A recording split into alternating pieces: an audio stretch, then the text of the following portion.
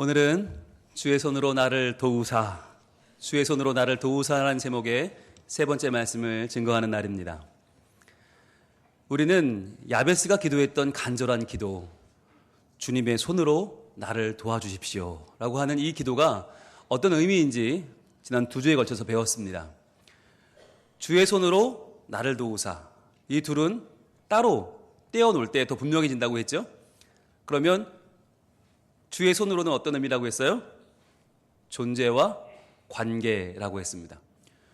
존재와 관계, 즉 우리를 있는 그대로 사랑해 주시는 하나님의 마음, 우리가 있는 그대로 하나님을 섬기고 그분을 따르는 마음을 주의 손으로라고 한다면, 반면에 나를 도우사는 뭐였어요? 나를 도우사는 기능과 도구라고 했죠. 즉 하나님이 얼마나 나를 도와주나, 나를 많이 도와주면 하나님이고 나를 덜 도와주면 그분은 하나님은 아닌 것이고, 이렇게 과연 얼마나 내게 유익이 되는가, 얼마나 내가 이익을 보는가에 따라서 그 하나님을 또는 그 사람을 평가하는 것을 우리는 나를 도우사의 중심인 생각, 바로 기능과 도구라고 했습니다. 여러분, 그렇다면 하나님은 우리를 어떻게 보실까요? 하나님은 존재와 관계로 우리를 보아주실까요? 아니면 도구와 기능으로 우리를 보실까요? 만약에 도구와 기능으로 본다면 오늘 이 자리에 나와서 예배할 수 있는 사람은 아무도 없겠죠. 하나님은 우리를 존재로 봐주십니다. 우리 한 명 한 명을 너무나 사랑하시고, 때로는 죄를 짓고 연약하고 때로는 하나님과 원수 맺은 자라 할지라도 하나님은 그의 품으로 불러주시죠. 그런데 문제는 뭐예요? 우리가 하나님을 존재로, 관계로 보기보다 자꾸만 하나님을 도구로 본다는 데 문제가 있죠. 그래서 하나님이 과연 나한테 뭘 해주신 게 있나, 뭘 해준 게 있길래 내가 예배해야 되나, 우리는 그런 생각을 많이 하잖아요. 하나님을 재고, 하나님을 평가하고, 하나님을 점수를 매기려고 하는 우리의 마음 말입니다. 자, 그런데 이렇게 우리가 하나님을 도구화해서 하나님을 기능적으로 평가할 때 문제는 뭐냐면, 우리가 우리 서로를 바라보는 눈도 그렇다는 거예요. 서로를 바라볼 때에도, 사람을 바라볼 때에도 그 사람의 인격이나 그 사람의 존재 가치를 보는 것이 아니라, 과연 그 사람이 얼마나 나에게 쓸모가 있나, 그 사람이 얼마나 나에게 유익을 주는가에 따라서 그 사람을 더 중요하게 보기도 하고 덜 중요하게 보기도 하게 된다는 거죠. 그게 참 큰 문제예요. 뿐만 아니라 우리 자신을 볼 때도 마찬가지죠. 내 자신이 얼마나 가치 있는 인간인가, 우린 자신 있게 말할 수가 없잖아요. 왜냐하면 내 스스로 매기는 점수가 또 있고, 그 점수에 미달하면 나는 모자란 인간, 부족한 인간, 가치 없는 인간이 되어버리죠. 그러면 결국 누가 제일 이상해지는 거냐면 예수님이에요. 이러한 나를 위해서 이 땅에 오시고 십자가를 지고 죽어주신 예수님, 과연 뭐가 된다는 겁니까? 여러분, 우리 모두는 가슴에 한번 손을 얹어봅시다. 우리 모두는 바로 예수님의 십자가, 그 예수님의 십자가가 구원할 만큼 가치 있는 인간인 줄로 믿습니다. 여러분, 이것이 존재감이에요. 나는 예수 그리스도의 십자가, 그 십자가가 필요했던, 그 십자가가 구원하여야만 했던 가치 있는 인간이다. 그런데 우리가 이것을 갖고 까먹어요. 까먹다 보니까 우리 서로를 바라보는 눈도 그렇지 못하다는 것이죠. 여러분, 성경에도 그러한 도시가 나옵니다. 그런 마을이 나오는데요, 저는 그 마을과 도시를 통해서 우리가 살고 있는 현재의 모습을 돌아볼 수 있기를 원합니다. 마가복음 5장으로 한번 가보겠습니다. 마가복음 5장 1절.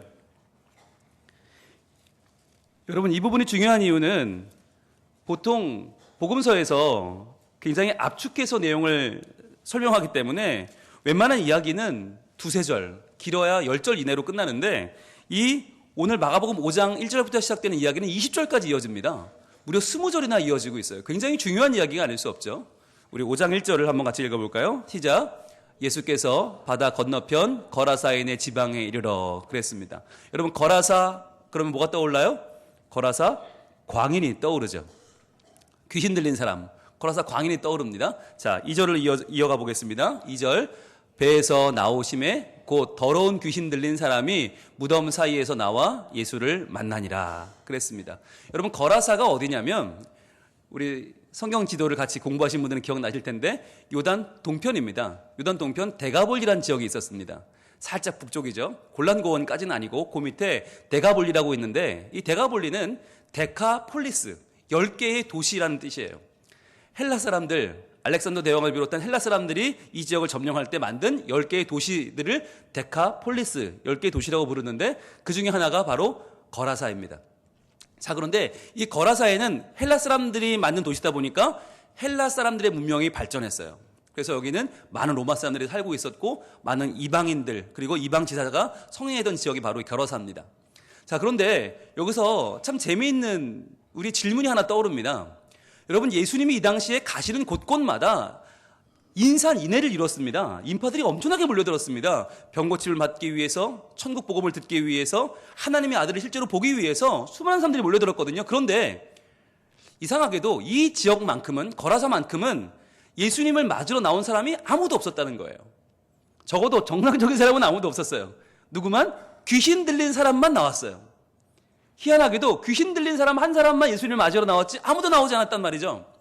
여러분, 이것을 우리가 첫 번째 질문으로 마음에 한번 품어두겠습니다. 이거 이상한데? 라는 생각을 해야 돼요. 게다가 이 직전에 예수님은 풍랑을 헤치고 건너오셨어요. 예수님이 주무시고 계셨는데 너무 풍랑이 세니까 제자들이 예수님 좀 구해주세요 그랬더니 예수님이 풍랑을 꾸짖었어요. 바로 풍랑이 사라져버렸죠. 이 일뿐만 아니라 수많은 기적과 이적을 행하고 있는 예수님께 왜 거라사에서만큼은 아무도 나타나지 않았는가? 왜 예수님에 대해서 이렇게 무심했는가라고 하는 것을 첫 번째 질문으로 놓고 우리 한번 계속 이야기를 보겠습니다. 자, 과연 그러면 이 거라사라는 지역은 어떤 지역이었나? 우리가 알 수 있는 것은 바로 귀신 들린 사람인데요. 여러분, 이 귀신 들린 사람에 대해서 마가는 자세하게 이야기하고 있지 않습니다. 그가 어쩌다가 귀신 들리게 됐는지, 그가 어쩌다가 이렇게 되었는지를 관심이 없고 뭘 보여주고 있냐면 그 귀신 들린 사람을 대하고 있는 거라사 사람들의 반응에 대해 주목하고 있습니다. 우리 한번 볼까요? 3절로 가보겠습니다. 3절 시작. 그 사람은 무덤 사이에 거처 하는데 이제는 아무도 그를 쇠사슬로도 맬 수 없게 되었으니 그랬어요. 여기서 말하는 무덤 사이에라고 하는 말은 정확히 말하면 무덤 가운데입니다. 무덤 속에 살았다는 거예요. 우리나라처럼 땅을 파고 관을 묻고 봉분을 쌓는 분묘가 아니라 이스라엘은 동굴에서 시체를 넣고 문을 닫아버립니다. 그게 무덤입니다. 그러니까 이 사람은 그 무덤 속에 살았단 말이에요. 시체와 함께 살았단 말이죠. 귀신 들린 사람이 확실하죠. 자, 그런데 여러분 입장 바꿔 생각해 보세요. 누군들 무덤 속에서 시체와 함께 살고 싶겠습니까? 제정신이라면 가능한 일입니까? 불가능한 일 아닙니까? 그런데 이 사람은 귀신 들렸기 때문에 이 귀신이 자기를 끌어가니까 할 수 없이 이러한 삶을 살았던 것이죠. 얼마나 불쌍한 사람입니까? 여러분, 그런데 귀신 들렸다고 하는 것이 뭐예요? 내 마음이 그만큼 약해졌다는 거고 그만큼 내가 무너지고 있다는 거잖아요. 그런데 이 삶이 무너진 이 사람에게 귀신이 찾아와서 귀신 들리게 되었는데 사람들이 어떻게 그를 반응했죠? 쇠사슬로 메었습니다. 뿐만 아니라 4절이 이렇게 이어집니다. 4절, 이는 여러 번 고랑과 쇠사슬에 메었어도 여러 번 그를 묶었다는 거예요. 그가 무슨 짓만 하면 와서 고랑으로 묶고 쇠사슬로 묶고 쇠사슬을 근데 그는 어떻게 해서 끊어버리죠. 고랑을 깨트렸음이로라. 여러분 생각해 보세요. 영적으로도 지금 귀신에게 눌려서 지금 힘들어 죽겠는데 자꾸만 사람들이 자기의 팔과 다리를 옥죄는 거예요. 얼마나 견디기 힘들었을까요? 그는 이러한 자기를 압제하는 많은 사람들에게 반항하기 시작합니다. 대항을 하기 시작하죠. 그래서요, 아무도 그를 제어할 힘이 없었다라고 했습니다. 여러분, 이것이 거라사 사람들의 행동이었고 귀신 들린 사람을 대하는 반응이었습니다. 여러분, 그렇다면 어떻게 생각해 볼 수 있을까요? 이 사람이 난폭했나? 이 사람이 사람들을 해치나? 문제가 있었나? 라고 생각해 볼 수 있겠죠. 그런데 그렇지 않았어요. 5절입니다. 이렇게 이어집니다. 이 사람은 밤낮 무덤 사이에서나 산에서나 소리를 지르며 늘 소리 지르며 돌로 자기의 몸을 해치고 있었더라 그랬어요. 여러분, 이 사람은요 민가에 내려오지 않았습니다. 이 사람은 사람들을 만나서 위협을 하거나 사람을 해치거나 그러지 해코지한 사람이 아니었어요. 도리어 이 사람은 무덤 사이에 거기서 머물러 있거나 산에 다니면서 소리를 지르고 자기 몸을 돌로 해했던 자해를 했던 사람이죠. 그런데 여러분 궁금한 것은 그렇게 피해를 준 일이 없는데 그 사람은 귀신 들린 불쌍한 사람인데 그 사람에게 왜 이 마을 사람들은 그렇게 고랑과 쇠사슬로 그를 압제하려고 했었던 것일까요? 이게 두 번째 질문입니다. 왜 그랬을까? 여러분, 이렇게 쇠사슬과 고랑으로 그를 묶었던 것은 효과가 있었을까요? 과연 그는 교화가 되고 그는 새 사람이 되었을까요? 전혀 그렇지 않았습니다. 오히려 이 일은 오히려 그를 더 심하게 증세를 만들어버렸죠. 9절입니다. 이렇게 말하고 있습니다. 9절 함께 읽어볼까요? 시작. 이에 물으시되 내 이름이 무엇이냐 이르되 내 이름은 군대니 우리가 많음이니이다 하고. 자, 예수님이 그를 치료하실 때, 귀신을 쫓아내실 때 귀신의 이름을 묻습니다. 너 누구냐? 그랬더니 군대입니다 라고 하는 거예요. 군대. 여러분, 군대라고 하는 말 옆에 1번이라고 이렇게 써 있을 거예요. 1번을 따라가 보면 밑에 뭐라고 되어 있냐면 헬, 레기온, 로마 군대의 여단 규모라고 되어 있어요. 되어 있습니까? 여러분, 그게 무슨 말이냐면 헬라어로는 레기온이라는 말인데, 레기온은 그 당시 로마 군대 1기 여단이라는 거예요. 1기 여단이 몇 명이냐? 그 당시에 6천 명입니다. 그러니까 적어도 지금 이 사람에게는 6천 마리의 귀신이 붙어 있는 거예요. 여러분, 상상이 되십니까? 한 사람 속에 6천 개의 지금 귀신이 막 지금 춤추고 있다는 거죠. 여러분, 만약에 이 동네 사람들이 했던 방식이 바로 고랑과 쇠사슬로 이 사람을 묶고 제어하는 방식이 만약에 효과적이었다면 이 사람 이렇게 많은 군대 귀신이 몰려올 수는 없었겠죠. 아마도 예상해 보면 처음부터 이렇게 많지는 않았을 거 아니에요? 처음에는 하나 내지 두 개가 들어왔겠죠. 그런데 마음이 약했거나 아니면 상황이 좋지 않을 때 한두 개의 귀신이 들어왔는데 그 귀신을 사람들이 어떻게 해요? 사랑하거나 품거나 그 사람을 치유하려고 하는 것이 아니라, 그 귀신을 쫓아내려고 하는 것이 아니라 그를 산으로 몰았죠. 무덤으로 몰고 그를 고랑으로 잡고 수사절로 그를 억제하자 그는 계속해서 그 마음속에 분노가 치밀고 원망하는 마음이 생기고 그 마음속에 세상을 향한 격분이 생기면서 점점 더 그는 피폐해졌고 그에게 더 많은 귀신이 찾아오게 된 것입니다. 그렇게 해서 그는 무려 6천 개의 귀신이 춤을 추는 군대 귀신이 머무는 자리가 되어버린 것이죠. 여러분, 우리가 이 거라사 광인의 이야기를 잘 다루지 않습니다. 관심을 갖지 않습니다. 왜일까요? 나는 광인이 아니니까. 나는 미치지 않았으니까. 그는 귀신 들린 사람, 귀신 이야기는 쳐다보고 계시는 게 우리 마음 아닙니까? 근데 여러분, 이 귀신이 어떤 존재죠? 우리는 귀신을 오해합니다. 귀신을 무서운 존재라고 생각하고 있습니다. 왜 그럴까요? 우리가 전설의 고향을 너무 열심히 봤잖아요. 어렸을 때 이렇게 손을 이렇게 하고 이거 어떻게 하면서 막 이불 뒤집어 쓰고 봤던 전설의 고향, 또는 뭐 여러 가지 남양 특집극들, 공포 영화들이 우리에게 심어놓은 오해와 착각이 뭐냐면 귀신은 무서운 존재라는 거예요. 그래서 귀신은 어떻게 생겼습니까? 긴 머리에 소복을 입고 입술은 빨갛고 피를 흘리고 있죠. 네, 꼭 처녀죠. 그런데 그 처녀는 앞에 딱 나타나면 하고 도망가면 어떻게 돼요? 뒤에 나타나 있죠. 하고 도망가면 저기 나타나 있죠. 희한하게요. 아니, 근데 그 귀신은 발이 없어요. 항상 만나면 내 다리 내 노래. 발도 없는데 천리를 가요. 무슨 존재입니까? 거의 뭐 만능 히어로죠. 여러분, 왜 그런 생각을 하게 될까요? 이게 다 미디어가 만들어낸 착각과 오해입니다. 여러분, 귀신은 무서운 존재가 아닙니다. 오늘 말씀에 2절에 분명히 말하고 있는 것처럼 귀신은 더러운 존재입니다. 귀신은 남을 해치는 무서운 존재가 아니라 자기를 해치는 더러운 존재예요. 자기의 존재감을 떨어뜨리고 자기가 더 못난 사람처럼 보이게 만드는 더러운 존재입니다. 예수 그리스도를 만나지만, 그분을 알지만 섬기지 않는 더러운 존재, 그것이 바로 귀신의 정체입니다. 그래서 여러분, 우리는 귀신을 오해하면 안 돼요. 그런데 이 거라사 사람들은 그것을 뻔히 알면서도 이 사람에게 점점 더 많은 귀신이 붙어서 거의 6천여 개의 군대 귀신이 될 정도로 이 사람이 불행을 맛보고 있는데, 이 마을 사람들은 아무도 이 사람에게 관심이 없어요. 도리어 이 사람을 방치하고 더 억압하고 억제해서 더 이 사람을 망치고 있는 거죠. 이게 세 번째 질문입니다. 왜 이 마을 사람들은 이 사람이 군대 귀신이 들어올 정도로 그렇게 악해질 때까지, 그렇게 지금 이 상황이 심해질 때까지 아무도 그를 돌보지 않았는가 하는 것입니다. 그리고 마지막 질문이 있습니다. 10절입니다. 10절 말씀 한번 볼까요? 이 사람 속에 있는 귀신이 예수님께 이렇게 말을 합니다. 자기를 그 지방에서 내보내지 마시기를 간구하더니 그랬어요. 여러분, 이 말이 이해가 되십니까? 이 귀신은 이 사람에게 붙어 있겠다고 말하지 않습니다.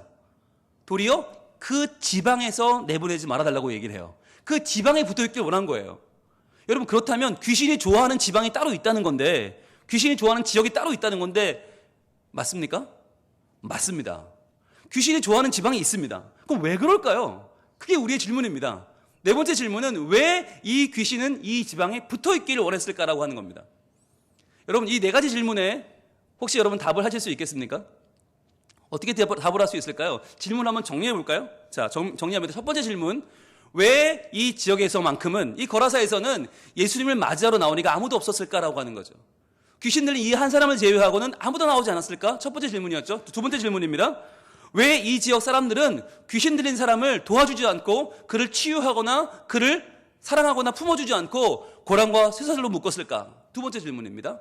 세 번째는요, 왜 이 군대 귀신이 몰려올 동안, 이렇게 많은 귀신이 쌓이고 쌓일 동안 아무도 이 사람에게 관심이 없었을까라고 하는 것이에요. 네 번째는요, 왜 귀신은 유독 이 지역에 머물고 싶어 했을까? 왜 귀신이 좋아하는 지역이 따로 있을까? 이것이 네 가지 질문이 가능하죠. 여러분, 이 질문에 대해서 우리는 참 답하기가 어렵습니다. 그런데 마가는 아주 단순하게 대답하고 있어요. 한마디로 끝내고 있어요. 네 가지 질문에 대한 답을 한마디로 끝냅니다. 그것이 바로 11절입니다. 11절 같이 읽어볼까요? 시작. 마침 거기 돼지의 큰 떼가 산 곁에서 먹고 있는지라. 자, 이 한마디로 마가는 모든 걸 설명해요. 마침 거기에 돼지의 큰 떼가 있었다는 거예요. 왜 마침 거기 있었을까요? 바로 이 돼지가 모든 것을 설명해주는 장치였던 거죠. 돼지의 큰 떼, 이 큰 떼는 뒤에 13절에 보면 2,000마리 정도 됐다고 해요. 여러분, 2,000마리가 되는 돼지떼가 있었다, 산속에 있었다. 그러면은 여러분, 그 2,000마리의 돼지는 누가 치는 것이었을까요? 어느 개인이 2,000마리를 칠 수는 없겠죠. 그러면 그 마을 공동체가 함께 키우는 돼지라는 것을 알 수 있죠. 이 마을 사람들의 최고 재산목록 1호가 뭐예요? 돼지인 거예요. 그러니까 이 돼지를 키우는 이 사람들이 이 돼지 때문에 모든 것이 다 엉망이 돼버린 겁니다. 자, 그러면 한번 우리가 답을 한번 해보죠. 자, 첫 번째 질문, 바로 왜 이 지역에서는 예수님을 맞이하러 아무도 나오지 않았을까? 돼지 때문이죠. 예, 돼지 기르느라 정신이 팔려서 예수님이 오는지 가는지도 모르고 하나님의 아들이 오는지 영생이 오는지 천국이 오는지 아무도 관심이 없는 거예요. 왜? 돼지 먹여야 되니까. 여러분, 돼지는 아시는 것처럼 유대인들에게는 부정한 짐승입니다. 레위기 11장에 따르면 동물은 정한 동물과 부정한 동물이 있는데 발굽이 갈라지고 되새김질을 하는 동물은 정하고 그렇지 않으면 부정한 동물이거든요. 근데 돼지는요, 발굽은 갈라졌지만 되새김질을 하지 않기 때문에 부정한 동물입니다. 그래서 먹을 수도 없고 그 시체를 만져서도 안 되는 부정한 동물이에요. 그러다 보니까 유대인들은 돼지고기를 먹지도 않고 키우지도 않습니다. 왜 데가볼리에서는, 왜 거라사에서는 이렇게 돼지를 많이 키웠을까요? 그 지역은 헬라 지방, 이방인들이 제사를 지내기 때문에 이방 사람들은요, 굳이 비싼 양이나 소를 고집할 이유가 없어요. 정하고 부정하고가 의미가 없으니까 그들은 가장 싸고 맛있고 먹을 것이 많은 돼지를 제물로 사용했던 것이죠. 그래서 그 돼지를 이방인들에게 납품하기 위해서 이 거라사 사람들은 돼지를 키우는 것입니다. 그러니까 자기네가 키우는 이 독점적인 권리, 아무도 키우지 않는, 유대 사람들 누구도 키우지 않는 돼지를 우리만 키우고 있고 우리만 납품할 수 있다. 이것이 그들에겐 자부심이었던 거죠. 그래서 율법에 정하든 부정하든 관계없이 우리는 열심히 이걸 키워서 돈을 벌면 된다라는 생각 때문에 그들은 예수님에게도 아무 관심이 없고 돼지에게 빠져 있었던 것입니다. 자, 그럼 두 번째 질문입니다. 왜 이 지역 사람들은 귀신 들린 사람을 고랑과 쇠사슬로 묶었을까요? 돼지 때문입니다. 왜냐하면 여러분, 돼지를 어디서 키웠어요? 산에서 키웠죠. 자, 이 사람이 주로 어디 있었어요? 무덤과 산에 다니면서 소리를 지르고 자기 몸을 해했잖아요. 그러니까 돼지를 먹이러 가던 사람들이 이 사람을 만나면 귀찮고 싫은 거예요. 자꾸 이 사람이 소리를 지르고 이 사람이 자꾸 몸을 해야 하니까 보기 싫고 불편했던 거죠. 게다가 여러분, 우리 고귀한 돼지님들이 먹이 활동을 하시는데 얼마나 스트레스를 받으셨겠어요. 이 사람이 자꾸 나가서 소리를 막 지르고 다니니까 돼지님들이 긴장하셔서 밥을 안 드시는 거예요. 게다가 돼지가 뭘 해야 됩니까? 교미를 해야 됩니다. 교미를 해서 아기님들을 낳아주셔야, 돼지님들이 태어나야 돈이 되는데 자꾸 이 사람이 막 소리 지르고 다니고 으아 하니까 돼지님들이 스트레스를 받으셔서 교미를 안 하시는 거예요. 그래서 이 사람들이 화가 난 거죠. 야, 저거 묶어. 저거 잡어. 어디서 말이야, 감히 말이야, 우리 돼지, 우리 재산 목록 1호로들이 지금 말이야, 교미하시는데 저게 뛰어다녀가지고 말이야, 새끼도 안 낳고 잡어. 그리고는 잡아서 묶어서 무덤 속에 넣어버린 거죠. 묶어서 쇠사슬로 감고 그 열고 나올 때마다 더 세게, 더 굵게, 더 크게 묶어서 점점 더 이 사람 안에는 악이 쌓여가고 점점 더 이 사람 속에는 더 많은 군대 귀신이 몰려들도록 만들어 나가는 것이죠. 바로 돼지 때문이었죠. 그래서 세 번째 질문도 역시 해석이 됩니다. 왜 군대 귀신이 몰려올 동안 아무도 이 사람에 관심이 없었을까요? 돼지가 점점 잘 됐기 때문이죠. 점점 돼지 숫자가 늘어나면서 처음엔 돼지가 많지 않았을 거 아닙니까? 근데 몇 마리 안 되던 그 돼지가 점점 잘 되고 점점 많아지면서 사람들의 관심은 오직 돼지의 숫자를 늘리는 데 있었던 것이죠. 그 사람 속에서 얼마나 많은 귀신들이 지금 늘어가고 쌓여가는가는 아무도 관심 없고 그 사람의 존재감은 사라져버리고 도리어 돼지, 우리의 돈, 우리의 유익에 사람들은 정신이 팔려서 한 사람의 인격은 점점 더 깎아내려져 무시되고 돼지에게 모든 관심이 몰렸던 것입니다. 자, 그러면 네 번째 질문, 마지막 질문입니다. 왜 귀신은 유독 이 지역에 살고 싶어 했을까요? 바로 돼지 때문이죠. 여러분, 귀신이 좋아하는 지역이 어딘지 아십니까? 그것은 바로 인격이 무시되고 인간이 소외되고 인간의 돈벌이가 모든 것 위에 올라서는 자리입니다. 사람보다 돼지가 더 중요해지는 세상, 사람의 인격보다 한 사람의 행복보다 우리의 돈벌이가 더 중요하게 생각되는 바로 그 자리가 귀신이 머물기 좋아하는 자리라고 하는 것입니다. 여러분, 이것을 예수님은 보시고 어떻게 생각하셨을까요? 견딜 수 없었습니다. 예수님 분노하셨습니다. 예수님은 참을 수 없는 화를 내셨습니다. 어떻게 하셨습니까? 우리 13절 같이 보겠습니다. 마가복음 5장 13절 같이 읽습니다. 시작. 허락하신데 더러운 귀신들이 나와서 돼지에게로 들어가매 거의 2,000마리 되는 떼가 바다를 향하여 비탈로 내리달아 바다에서 몰사하거늘 그랬어요. 이 귀신이 너 나가, 너 그 사람에게 당장 나가, 당장 내 자녀에게서 꺼져 라고 하니까 귀신이 예수님께 부탁을 합니다. 예수님, 저 이렇게 우리 6,000마리나 되는데 그냥 나가면 되겠어요? 그러니까 대신 저 돼지에게 들어가게 해주세요 라고 했던 거죠. 왜? 눈앞에 돼지가 있으니까요.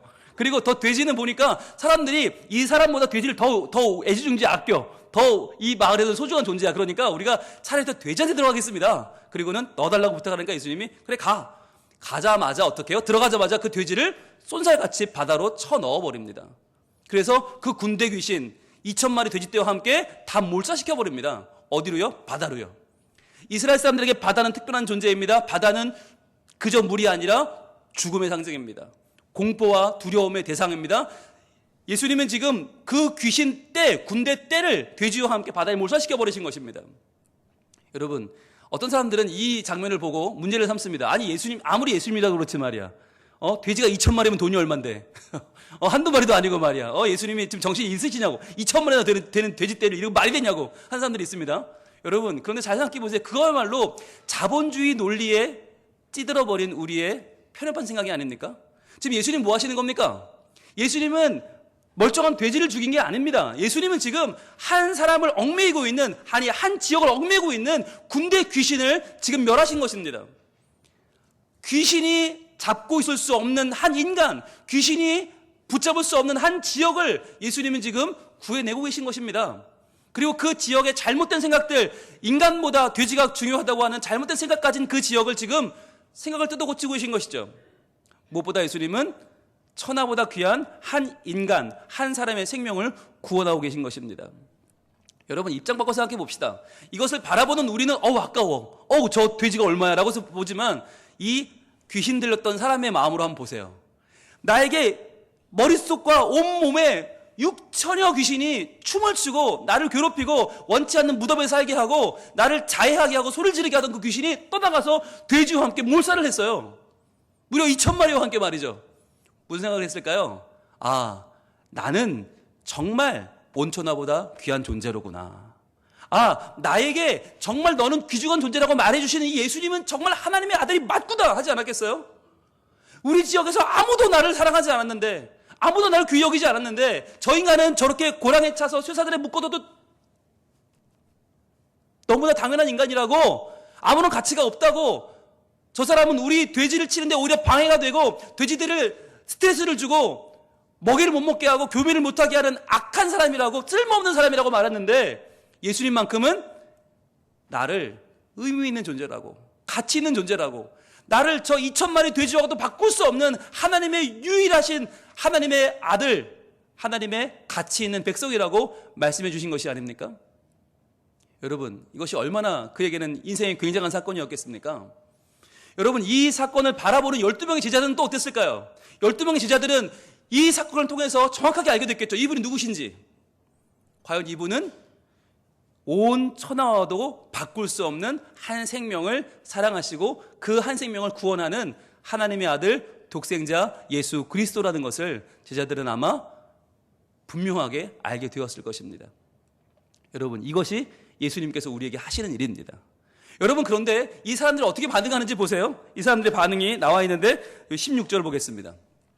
이에 귀신 들렸던 자가 자기가 당한 것과 돼지의 일을 본 자들이 그에게 알림해. 자, 이거 뭐 동네 사람들한테 알려야 될 거 아닙니까? 돼지 치는 사람들이 이거 내 책임이 아니라고 말해야 되는 거 아니에요? 말을 했더니 어떻게 해요? 17절입니다.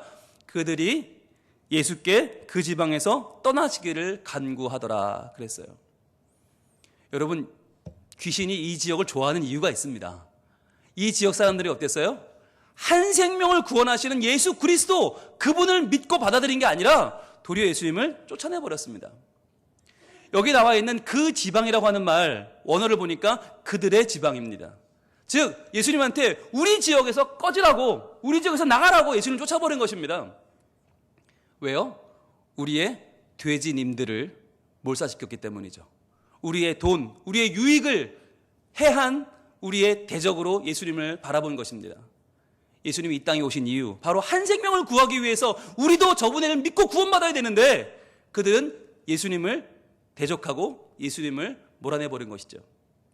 여러분, 참 아이러니하지 않습니까?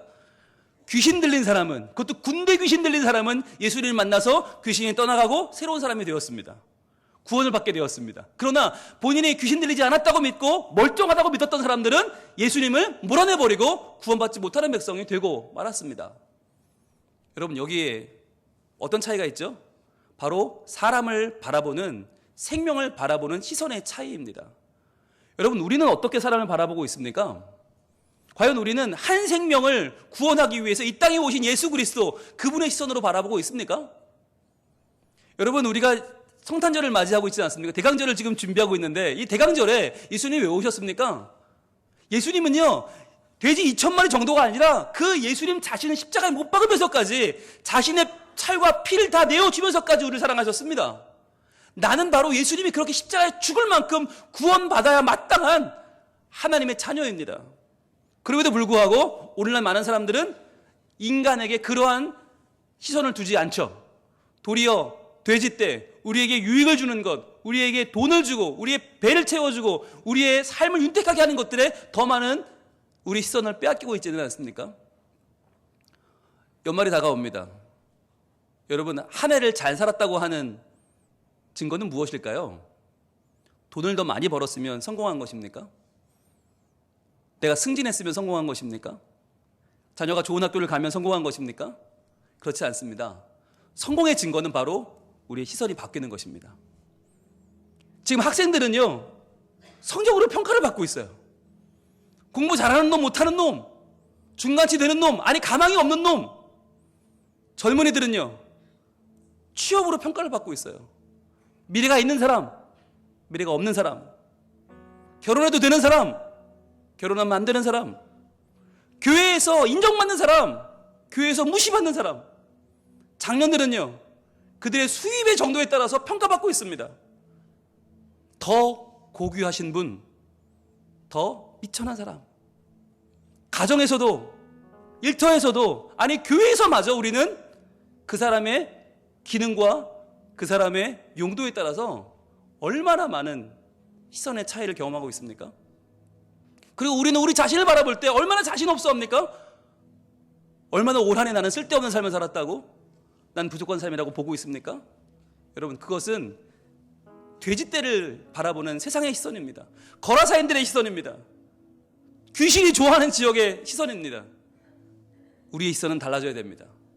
바로 예수 그리스도의 시선. 우리 서로를 바라보면서 저 사람이 어떤 사람이든 간에, 아니 부족하든 약하든 아니 귀신 들렸든지 간에, 하나님은 저 한 생명을 구원하길 원하시고 살리길 원하시고 품어 안기를 원하십니다. 여러분, 그것을 기억합시다. 그래서 우리 가정에서도 이제 더 이상 평가하고 정죄하고 저울질하는 시선이 아니라 정말 뜨거운 사랑으로 그를 받아주는, 수용하는 시선으로, 나에게 얼마나 유익이 되느냐가 아니라 그 사람을 있는 그대로 봐주는 존재와 관계가 회복되는 예수 그리스도의 시선 말입니다. 우리 주변 사람들, 내 가족들, 우리 교우들을 위해서 예수님이 이 땅에 오셨습니다. 그런데 우린 여전히 나의 시선으로, 세상의 시선으로 바라보고 있지 않습니까? 하나님, 나를 용서하여 주옵소서.